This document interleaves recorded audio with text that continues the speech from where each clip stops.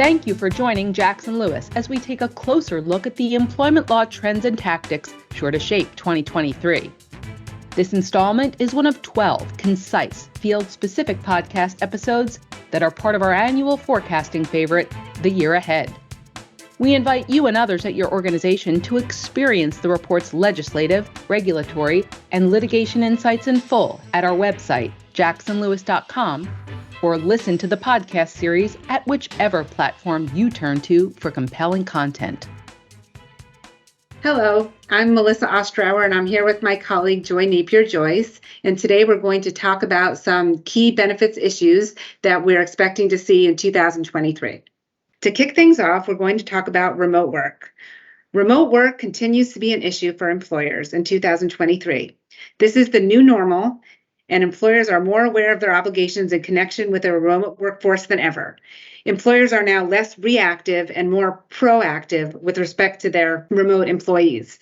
Employers are now formalizing and tightening up their policies, for example, limiting the number of remote locations where employees can work, limiting durations of remote work, and they're formalizing their policies and distributing these policies to their employees.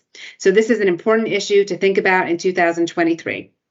Another issue that's a hot topic in 23 is employee retention.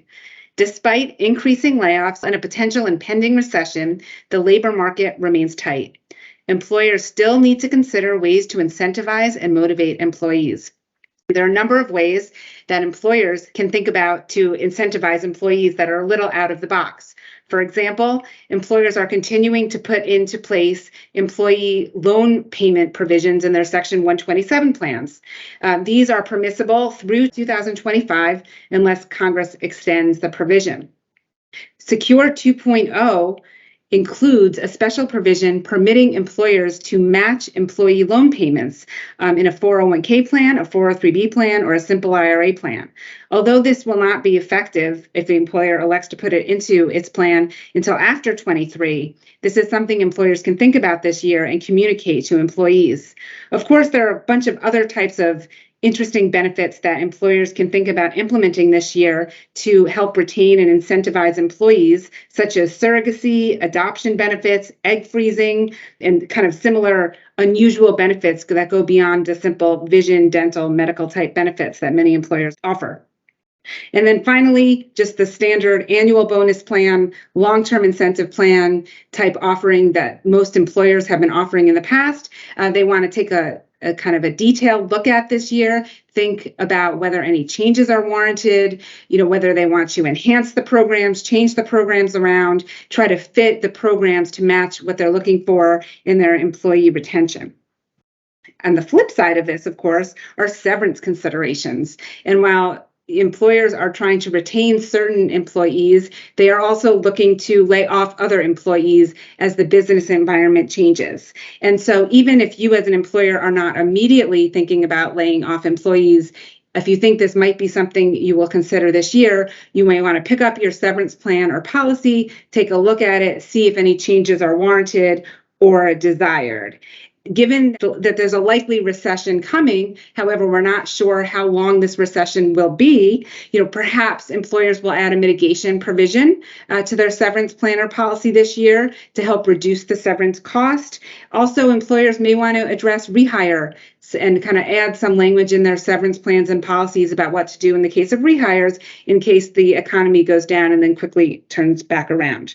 I'm going to turn this over to Joy to talk about health plans and the responses to the overturn of Roe versus Wade. Thanks, Melissa. So I guess it shouldn't be much of a surprise that health plans, we think, are going to continue in 23 to occupy quite a bit of time for employers. Before we even talk about the Dobbs decision, we saw coming out of the pandemic how vital health plans are to employees and their dependents, coupled with an administration, the Biden administration has a number of new initiatives on compliance side, surprise billing, non-discrimination rules that have been around since the ACA but hadn't quite been enforced. different mental health parity initiatives, which is key for the DOL. We think there's going to be a lot of focus on health plans and making them work, both from a compliance standpoint, but for what participants need. Obviously, a big watershed moment in 22 was the overturning of Roe v. Wade in the Supreme Court's Dobbs decision. We saw a lot of employers move fairly quickly to add a medical travel benefit to their medical benefit offerings.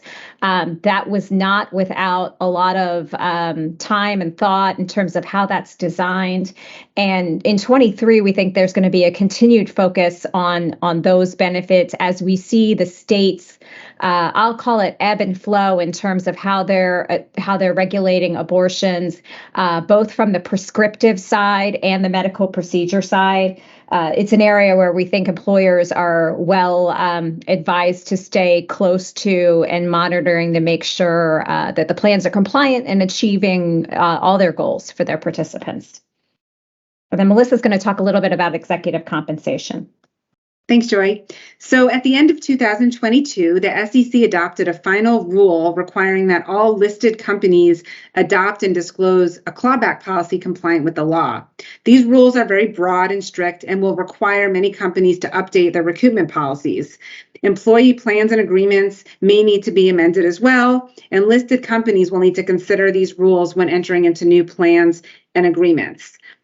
So essentially, while these rules only apply to listed companies, they may have some trickle-down impact. So this is something that employers should think about, both in implementing new plans and agreements this year and taking a look at their old agreements and plans and kind of thinking about whether any changes are necessary.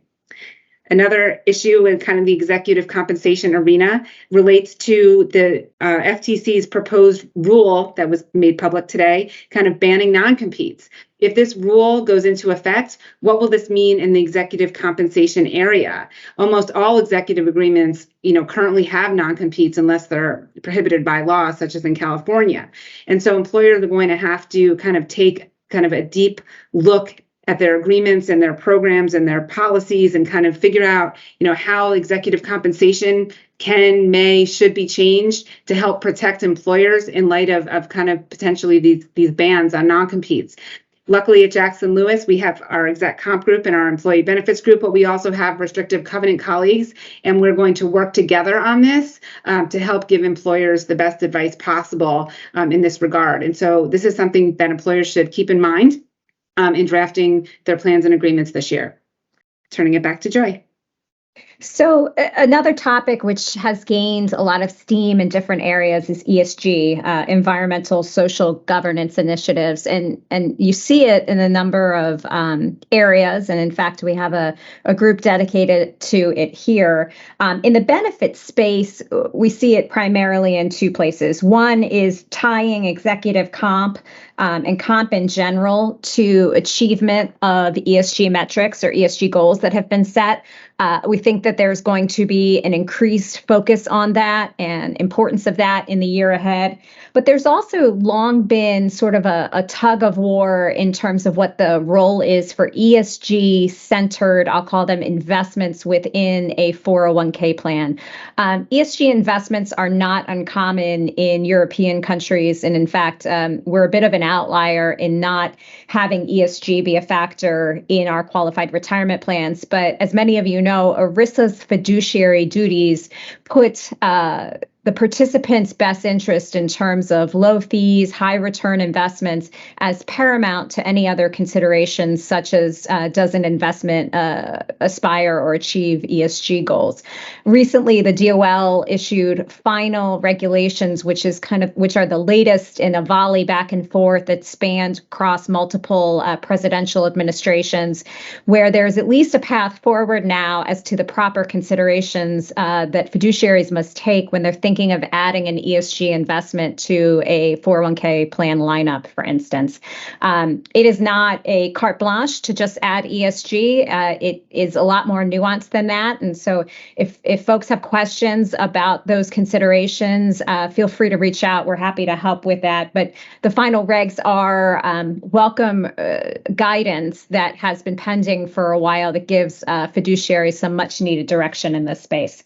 And then finally, last but not least, just before the new year, we had long anticipated major qualified retirement plan legislation. Melissa referred to it earlier as Secure 2.0. This legislation has been bouncing around for a number of years and has had a long road, despite the fact that it has had wide bipartisan support from the beginning. It does a number of things. Some of them are required changes that will be phased in over time for 401k plans and in some cases pension plans. Other are optional changes. And so there will be guidance to come from the IRS. There will be staggered deadlines for purposes of amending plans. But some of the high level things to think about that have come from Secure 2.0 are changes to catch-up contributions. And maybe if I take a step back and say there is a bit of a theme to this, although there are lots of varying provisions that came in as part of Secure 2.0, the overall policy behind it is to encourage enhanced retirement savings, to encourage keeping funds in the plan. And so you will see things like increased limits, increased catch-ups for certain ages, late MRD. So you might recall it used to be 70 and a half was the sort of the benchmark for when you had to take a distribution from the plan if you were no longer working. That was changed by what we affectionately call Secure 1.0 now. To age 72. And now Secure 2.0 is going to increase that again to 73 in the near term, and then later on higher even than that in the next coming years. So there are other things like paving the way for employers to be able to offer financial incentives like gift cards to encourage employees to participate. There are a lot of provisions focused at smaller employers and employers that don't have plans today to encourage those adoptions of those plans, including automatic enrollment in new 401k plans. So that, for those of you who don't have automatic enrollment now, generally means opting if someone does not make an affirmative election to participate or opt out of the plan, you will default them to a percentage.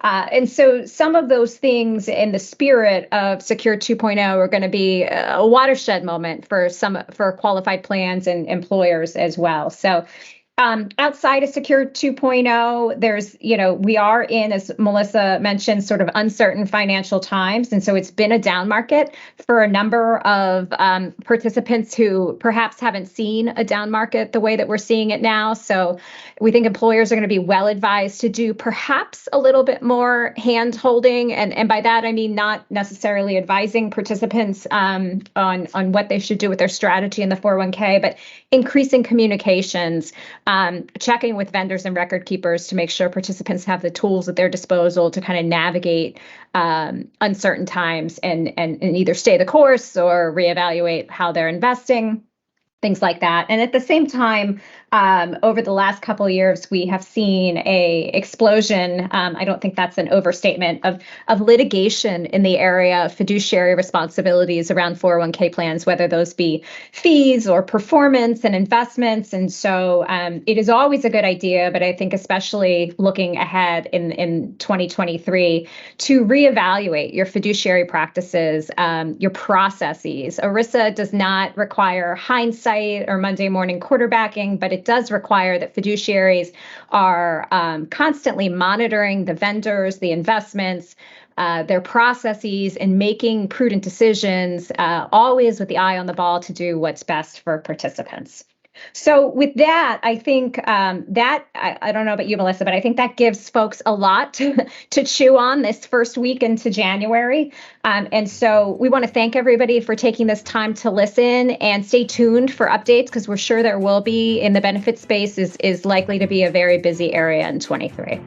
Agree. Thanks, Joy. Happy New Year, everyone. Thank you.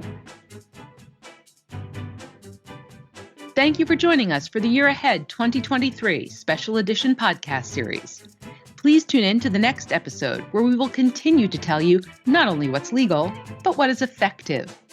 All of our Jackson Lewis podcasts are available to stream and subscribe on Apple Podcasts, Google Podcasts, Libsyn, Pandora, SoundCloud, Spotify, Stitcher, and YouTube. For more information on today's topic, our presenters, and other Jackson Lewis resources, visit jacksonlewis.com. As a reminder, this material is provided for informational purposes only. It is not intended to constitute legal advice, nor does it create a client-lawyer relationship between Jackson Lewis and any recipient.